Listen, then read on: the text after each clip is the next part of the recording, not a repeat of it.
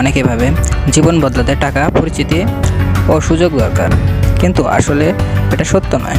জীবন বদলানোর মূল চাবিকাঠি হচ্ছে মাইন্ডসেট। আসসালামু আলাইকুম, আমি অনিক। আজকে আমার টপিক হচ্ছে মাইন্ডসেট। প্রথমে জেনে নেই মাইন্ডসেট কী। মাইন্ডসেট মানে হলো একজন মানুষ কীভাবে চিন্তা করে, শেখে বা সমস্যা মোকাবিলা করে, সেটাই হচ্ছে মাইন্ডসেট।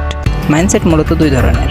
প্রথমত ফিক্সড মাইন্ডসেট এবং দ্বিতীয়টি গ্রোথ মাইন্ডসেট। আমরা জেনে নেই ফিক্সড মাইন্ডসেট সম্পর্কে।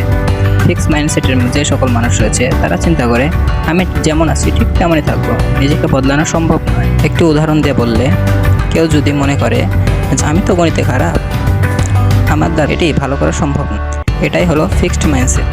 দ্বিতীয়টি হলো গ্রোথ মাইন্ডসেট।